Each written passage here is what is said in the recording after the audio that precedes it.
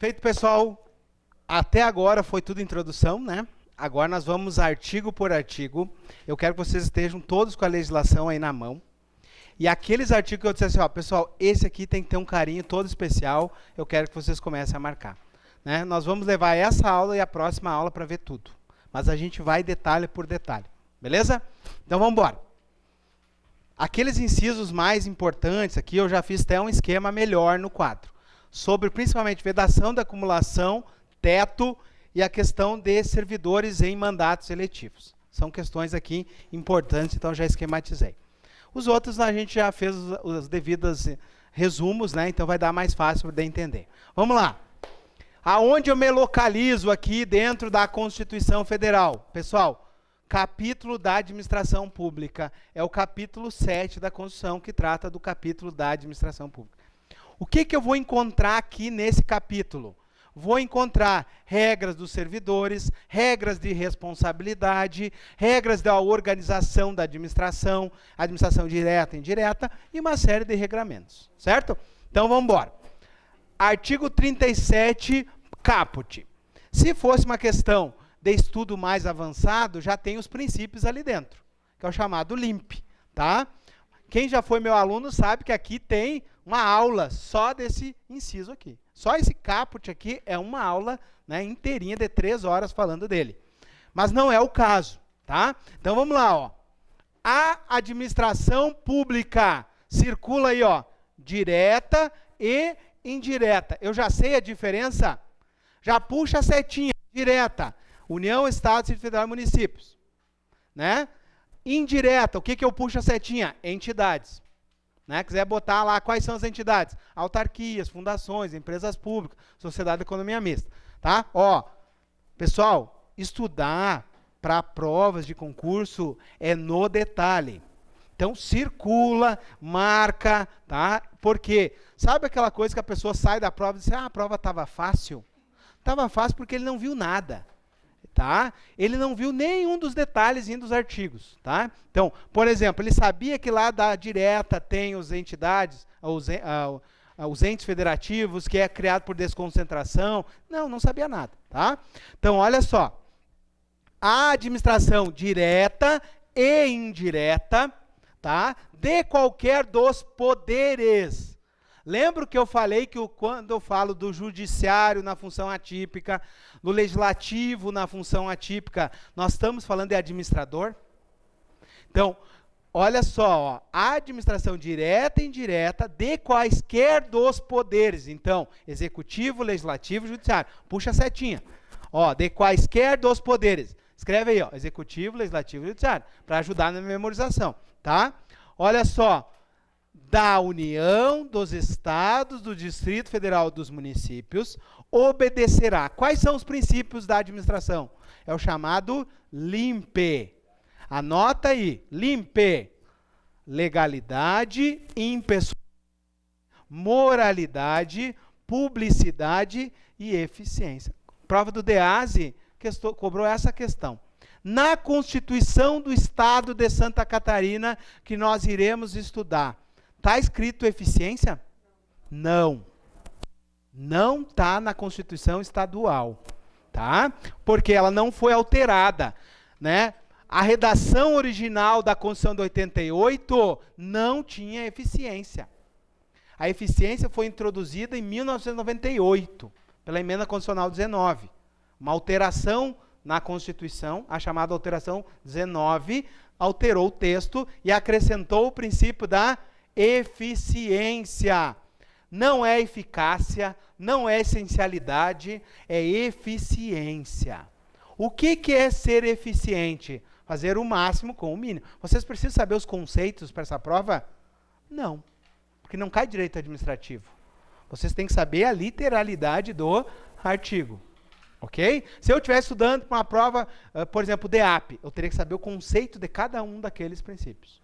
Não é o caso. Ok? Mas ajuda a memorizar? Claro que ajuda. O que é legalidade? Fazer somente aquilo que está previsto em lei. O que é impessoalidade? Tratar todos de forma igual, é ser impessoal. Tá? Moralidade é uma correção de atitudes da administração. tá? Publicidade, é da ampla divulgação dos atos da administração. E ser eficiente, fazer o máximo com o mínimo de recurso. O que vocês têm que memorizar? As 5 palavrinhas que estão ali. Legalidade, impessoalidade, moralidade, publicidade e eficiência. Ok?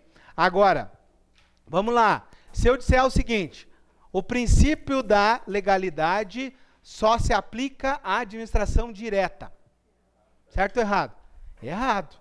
Aplica-se à administração direta e indireta. Vamos fazer outra pergunta. O princípio da moralidade só se aplica ao poder executivo. Não, qualquer dos poderes. O princípio da eficiência não se aplica ao Estado de Santa Catarina.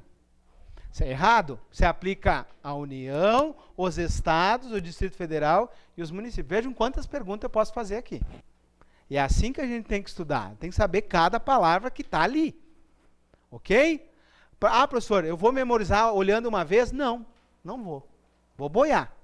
Ok? Mas o que eu quero que vocês saibam?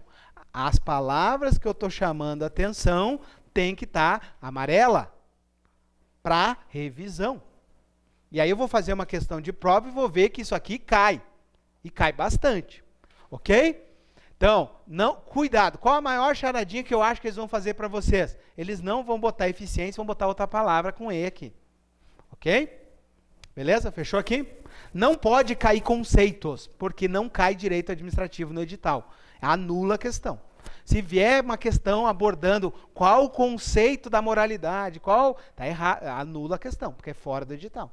Tá? Professor, já fiz pelo menos 3 questões que eles só tiram o prefixo ali, o in, aí fica pessoalidade. Ótima questão. Aí na polícia tu vai ligar. Muito bom. Pessoalidade, moralidade, Questão da Polícia Civil do Estado, do último concurso. Passava desapercebido com quem lê rápido, eles tiraram o in aqui, ó, pessoalidade. Né? Questão de agente da Polícia Civil, do último concurso. Tá? Então, cuidado. Né? Bota o limpe ali para memorizar. Legalidade, pessoalidade, moralidade, publicidade e eficiência. E lembrar que é eficiência, não é eficácia. O que é ser eficiente? É fazer mais com o mínimo. O que é ser eficaz? É atingir os objetivos. Vocês, para esse concurso, eu quero que vocês sejam eficientes e eficazes. Eficiente por quê? Porque vocês vão estudar em pouco tempo e ser o cara. E eficaz porque vocês vão passar, que é atingir o objetivo. Então é diferente ser eficiente e eficaz. Tá? Beleza? Então é o princípio da eficiência. Vamos lá, agora o inciso 1 despenca em prova. Ele despenca em provas. Olha só, já sei a diferença entre cargo, emprego e função? Já, né? Ó, cargo, emprego e função. O que me vem à cabeça? Cargo, quem ocupa? Servidores. Emprego, quem ocupa? Empregados. Função, quem ocupa? O agente temporário. Ok? Ou também uma função comissionada que eu tinha esquematizado aqui, que vai estar no inciso 5. Vamos lá, ó. Cargos, empregos e funções públicas são acessíveis aos brasileiros. Cuidado, pessoal. É aos brasileiros. E não está falando aqui, ó, brasileiro nato, brasileiro naturalizado. Está falando brasileiros. Ok? Ah, professor, é assim que se estuda para um concurso? É. Quem não estuda assim é carta fora do baralho. É aqueles que vão ficar nos 80% que vão lá só para fazer tabela. Tá? Vocês têm que estar entre os 10%.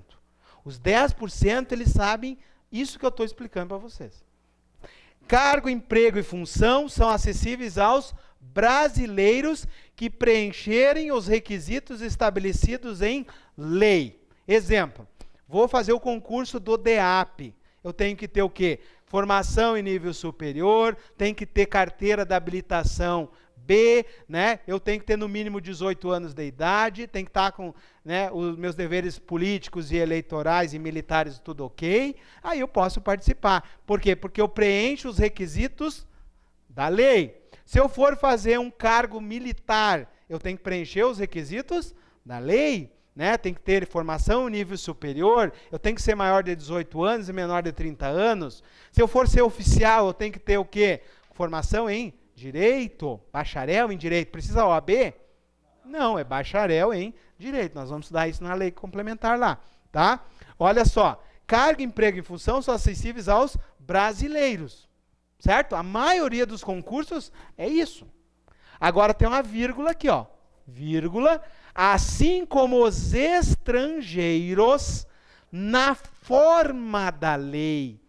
Um estrangeiro pode fazer um concurso no Brasil?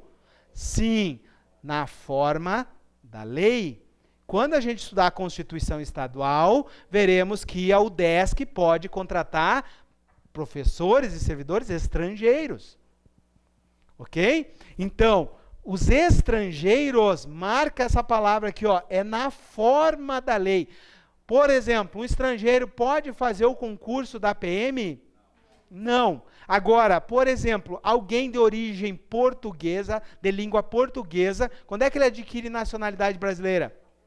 Após um ano, né? Após um ano ele já pode, por exemplo, então nós temos estrangeiros aí de países que têm origem na língua portuguesa. Daqui a um pouco eles estão fazendo concurso com vocês aí. Porque eles vão adquirir nacionalidade brasileira. E aí vocês vão estudar com a Proficarem que existe uma distinção dos cargos de privativos de brasileiro nato. Quais são os cargos privativos de brasileiro nato? Estão no 37? Não, não estão no 37. Estão lá no artigo 5º, né? No artigo 12, lá da nacionalidade. Nós vamos ter o que lá como cargos privativos de brasileiro nato? Os oficiais das Forças Armadas, o presidente da República, o presidente da Câmara, o presidente do Senado, né? A carreira diplomática, o ministro do STF, toda a linha sucessória do presidente, né? E mais os oficiais das Forças Armadas e o ministro no Estado de Defesa. É isso aí. Fechou? Tá, mas essa é a missão da Proficarem. Por quê? Ó, a Constituição diz que os cargos são acessíveis aos brasileiros, mas tem uma exceção. Alguns cargos não é para qualquer brasileiro, é para os brasileiros natos. Aqueles que adquirem a nacionalidade ou por nascerem no Brasil de pai ou mãe brasileira, ou no estrangeiro de pai ou mãe brasileira a serviço do Brasil, ou que nasçam no estrangeiro e que requeiram a nacionalidade após os 18 anos, ou lá numa repartição internacional. Tá? Isso aí vocês vão aprender com a Proficarem, vocês vão decorar isso. Tá? Que vai estar na prova de vocês. Beleza? Olha só. Fechou então? Estrangeiro é na forma da lei? Inciso 2. A investidura em cargos e empregos depende de concurso. Nós esquematizamos aqui. Cargos e empregos dependem de concurso público. O agente temporário depende de concurso público? Não, é processo seletivo. Tá? Então, cargos e empregos dependem da aprovação prévia em concurso público. Agora já vem uma charadinha aqui. De provas, circula, ou de provas e títulos, circula. Posso fazer um concurso só de títulos? Não. Ou é de prova e título. Exemplo, o IGP, prova e título. Como assim prova e título, professor? Eu faço a prova, depois somos títulos, de mestre, doutor, né, mestrado, pós-graduação, entenderam? Título e prova. E aí nós vamos ver que na Constituição Estadual tem uma regrinha para fazer o cálculo da média, né, da nota. Não pode ser superior a 50%. Você deixa para cena nos próximos capítulos. Então, o Estado de Santa Catarina tem outra regrinha para somar aqui. Está lá na Constituição Estadual. Tá? Mas olha só. A investidura de cargos e empregos depende de prévia aprovação em concurso público, de provas ou de provas e títulos, de acordo com a natureza e complexidade do cargo. Né? Então, por exemplo, eu posso ter um cargo de motorista, um cargo de procurador, um cargo de militar, né? De soldado, de oficial. Vai variar. Tá? Então, de acordo com a natureza e complexidade do cargo e emprego, na forma prevista em lei, agora, ó, circula aí, ó, ressalvada a nomeação para o cargo em comissão. O cargo em comissão, que estava aqui no esquema, precisa de concurso? Cargo comissionado?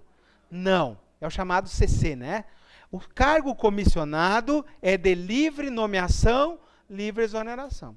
Sabe como é que sai no Diário Oficial? Sai assim, ó, eu, governador do Estado de Santa Catarina, no uso das minhas atribuições, nomeio fulano de tal como secretário de Segurança Pública, a partir da data tal. Pum. É assim, nomeou. Eu, governador do Estado, no uso das minhas atribuições, conforme o artigo tal da Constituição Estadual, exonero fulano de tal do cargo de suas atribuições, cotada da data tal. Pum. Livre nomeação, livre exoneração. Ok? São cargos políticos. Tá? Então, cargos comissionados de livre nomeação, livre exoneração. São para auxiliar, né? Eles vão auxiliar aqui, né, na gestão do governo, tá? Fechou aqui? Então, salvo os cargos comissionados que eu não preciso fazer concurso. Beleza. Inciso 3º agora, ó. O prazo de validade do concurso é de quanto tempo? De até, circula o até, né? Até 2 anos, prorrogado por igual período. Então, vamos fazer o esquema aqui, ó.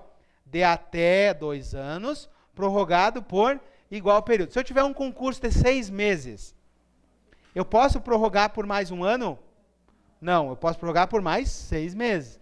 Se eu tiver de 1 ano, mais 1 ano. Então, é de igual período, né? Então, é de até 2 anos, né? Prorrogado por igual período.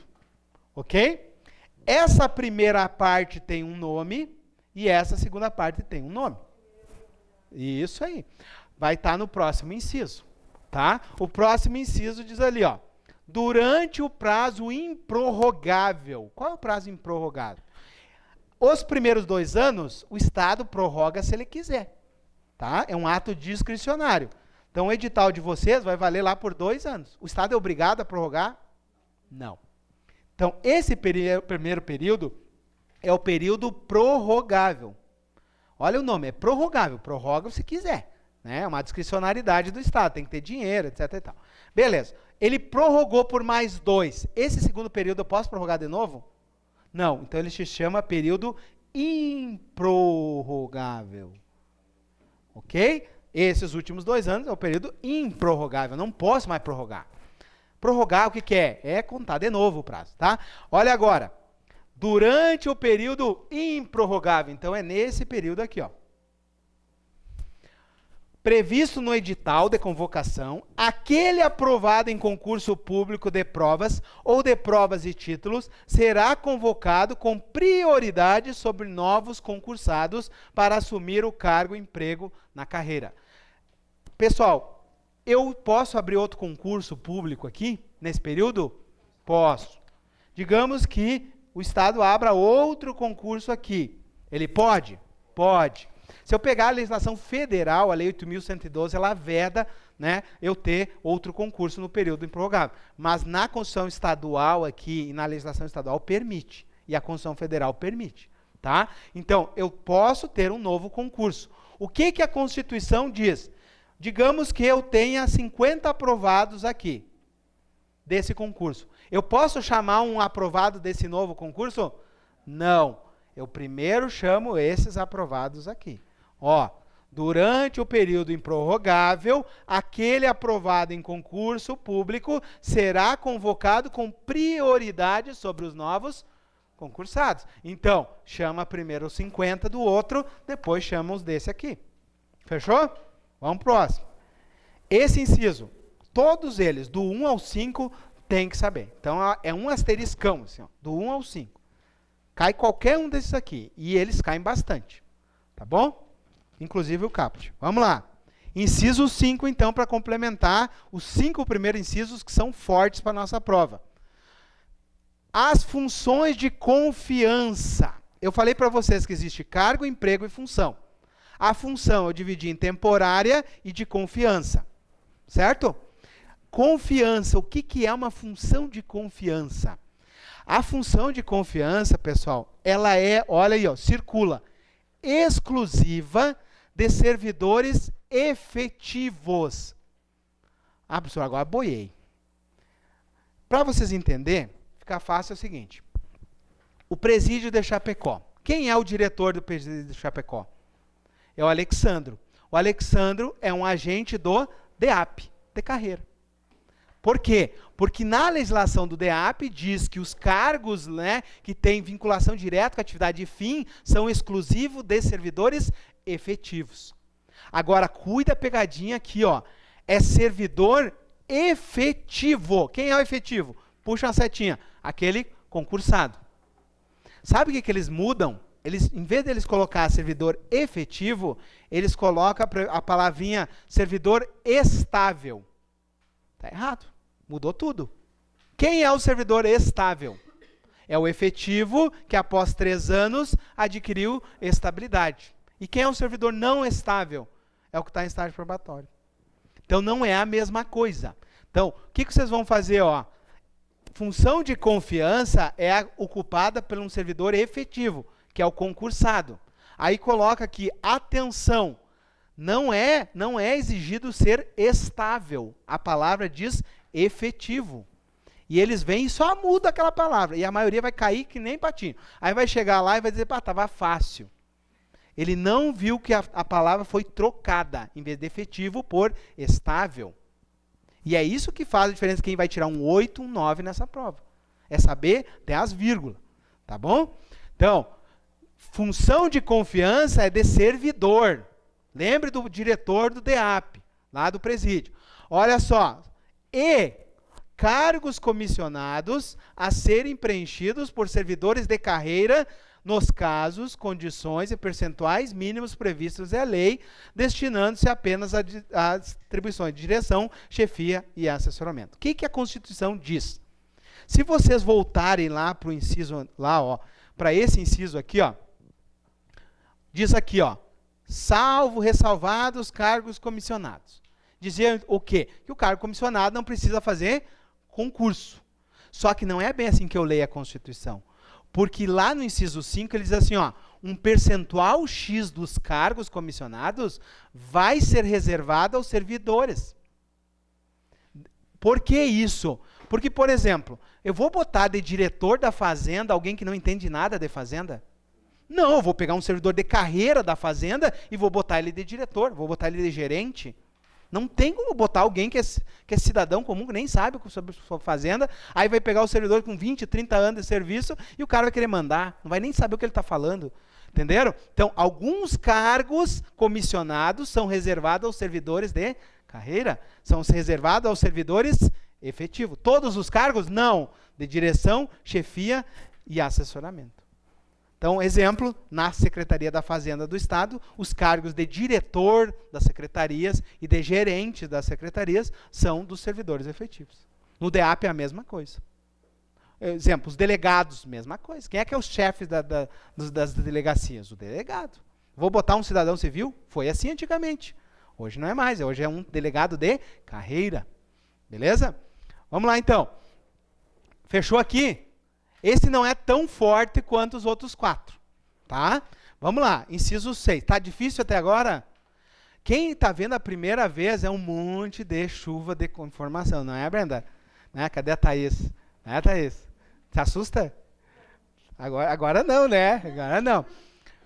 Pessoal, a primeira vez é assim mesmo, tá? Não se assustem.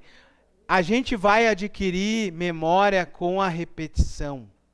Tá? O prof vai chamando, vai repetindo e tal, mas é a repetição que faz vocês memorizar. Vocês vão chegar em casa, reassiste essa aula, lê de novo, que vai memorizar, tá bom? Ideal, chegar em casa ainda hoje, tomar um banho e bater o olho em tudo que a gente falou aqui.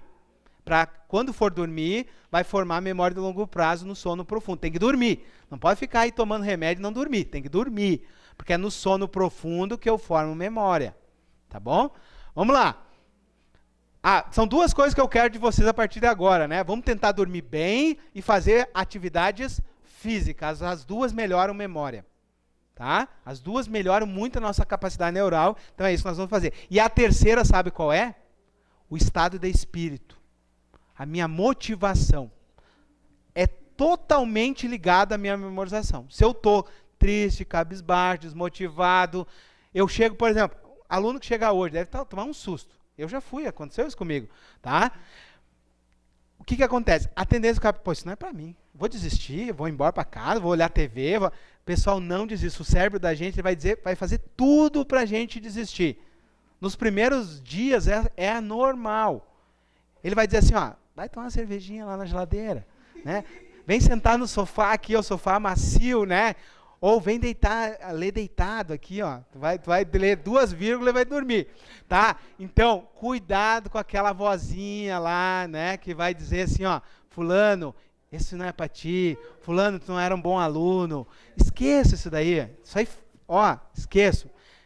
Pessoal, passar no concurso é ler, criar um método mnemônico, né? Tentar visualizar isso da melhor maneira e repetir nas questões. É isso. Tá? É um método simples. Quem não faz isso é aquele aluno que assiste aula, não revisa, não treina, fica 1 ano estudando e não tem resultado. Vocês vão ter 3 meses, vocês vão tirar os primeiros lugares. Mas vocês vão fazer o método correto. Estudar, revisar, fazer questões. Estudar, revisar, fazer questões. Nós temos aquele polígrafozinho para memorizar ele até o dia da prova. Primeira coisa, a gente estuda passo a passo, marca as palavras, ok? Depois assiste novamente, depois vê se conseguiu entender. Vamos embora. Vamos fechar esse slide aqui e vocês vão para casa, tá? Então, esse esquema vai ser da próxima aula, que ele é mais aprofundado, né? Onde vai tratar vedação de acumulação de cargos, que é a próxima questão da prova de vocês, acredito, uma questão ali. A questão aqui do mandato eletivo, a questão do teto, mas principalmente aqueles 2 ali, provavelmente seja uma das questões de prova de vocês.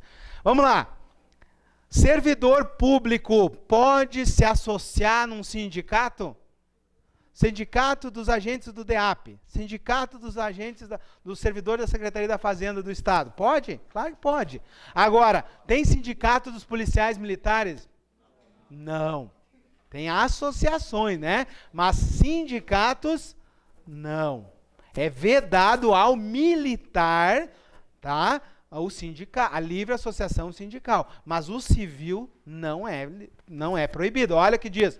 O servidor público civil tem o direito à livre associação sindical. Quando eu olhar lá no artigo 142 e no 42, vai dizer que é vedado, tá? Para o militar.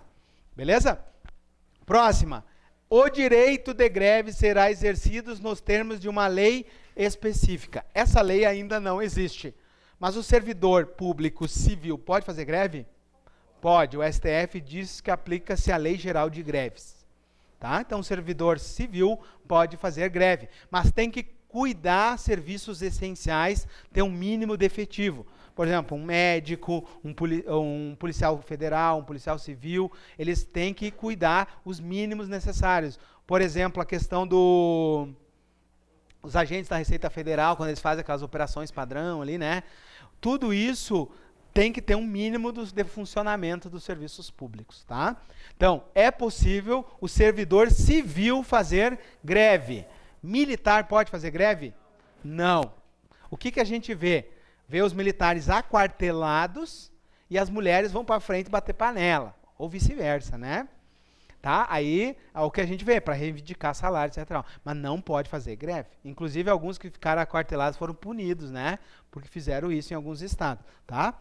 Mas o militar não tem direito à livre associação sindical e não tem direito à greve. Cuida aí, tá? O civil pode, o militar não pode. Beleza? Próximo. A lei reservará um percentual de cargos e empregos às pessoas portadoras de deficiência e definirá os critérios de admissão. Hoje não se fala mais em portador de deficiência, né? É uma pessoa com necessidade, mas pessoa com deficiência, mas ela não é portadora de uma deficiência. Mas a Constituição ainda traz o termo antigo, que é pessoa portadora de deficiência, tá? O que nós sabemos? Que é reservado um percentual de cargos para as pessoas com deficiência. Tá? Em âmbito federal, no mínimo 5% e no máximo 20%. Em âmbito estadual, 10% dos cargos. Tá?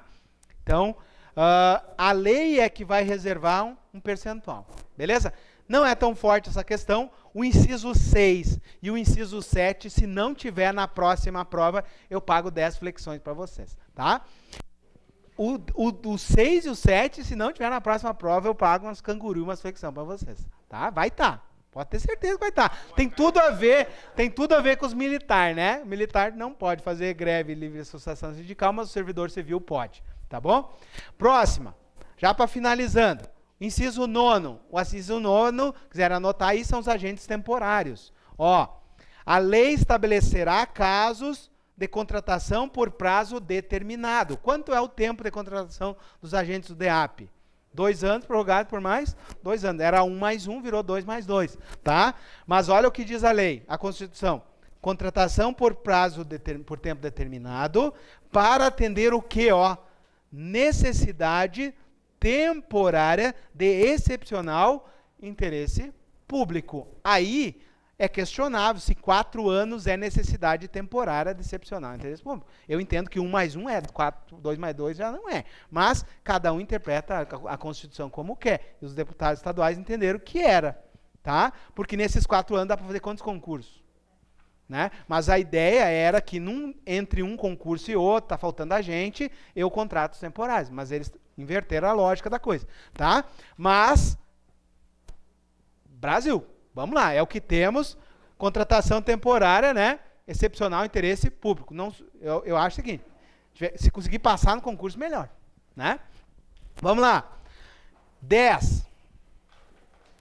A remuneração dos servidores públicos e os subsídios de que trata o parágrafo 4º do artigo 39 poderão ser fixados ou alterados por uma lei específica. Pessoal, nós já vimos ali 2 vezes a lei específica. O que é uma lei específica? Pessoal, lei específica é o seguinte, eu não posso tratar de uma coisa e meter um artiguinho tratando de outra coisa. Exemplo, eu vou tratar lá da Casan e no meio eu meto um artiguinho aumentando o salário de fulano e tal. Não pode. Ok? É inconstitucional. É uma lei específica, é uma lei só para aquilo. É uma lei só para tratar da remuneração, não pode tratar de outra coisa. Né? Antigamente se fazia muito isso. Você fazia uma lei e lá no meio tinha um artiguinho mudando outra lei, que não tinha nada a ver com aquela lei. Tá? Então a Constituição veda isso. Lei específica é lei específica. O governador faz um projeto de lei só para mudar a remuneração dos servidores. Entenderam? Então, agora o que eu quero que vocês entendam? Existe diferença entre remuneração e subsídio?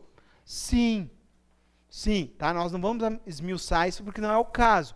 Mas, subsídio, parcela única. Quem que recebe subsídio? Os policiais militares. A Polícia Civil, subsídio. Tá? Remuneração, quem recebe aqui no Estado? Os demais servidores. O que é a remuneração? Puxa a seta aí, ó. Subsídio, parcela única. Conceito. Remuneração é soma de 2 coisas. Vencimento mais vantagens pecuniárias. Tá? Então, a remuneração é vencimentos mais vantagens pecuniárias. O que é o vencimentos? Quem já estudou comigo o DEAP é aquela parcela fixa, que é o que sai no edital. Aí a pessoa, salário é só 1.000 e pouco. 1.000 e pouco é o vencimento. Aí tem as gratificações, né, as vantagens pecuniárias. Aí tem a gratificação do tempo de serviço, tem o adicional noturno, tem a hora extra, daí vai somando, né? Tá? Então, a remuneração é a soma do vencimento mais uma vantagem pecuniária. E essa vantagem pecuniária são 3 espécies. Eu não vou explicar agora porque não é o caso. Mas são as gratificações, os adicionais e as verbas indenizatórias. Tá? Por exemplo, uma ajuda de custo, uma diária, entraria ali. Tá? Já o subsídio, quem recebe subsídio só pode receber a mais uma verba indenizatória. Que é o que recebe, por exemplo, a Polícia Civil. Então, por exemplo, vamos comparar. O policial civil, ele ganha uma verba indenizatória, mas quando ele está doente, ele não recebe. Quando ele está de férias, ele não recebe. Tá? Agora, por exemplo, o agente do DEAP, ele ganha adicional noturno e horas extras. E ele ganha a média das horas extras nas férias, nas licenças. Então, quando vai comparar as 2 legislações, dá um choque. Tá? Mas é essa a diferença entre eu receber um subsídio e poder receber uma verba indenizatória. Tá? Na próxima aula, nós vamos tratar desse aqui, que é muito bom, né? Cadê o teto aqui? Aqui, ó. Inciso 11, é cena dos próximos capítulos. Pessoal, assistam em casa, se prepare, né? Principalmente revise essa primeira parte para a próxima aula, tá bom? Vamos com Deus.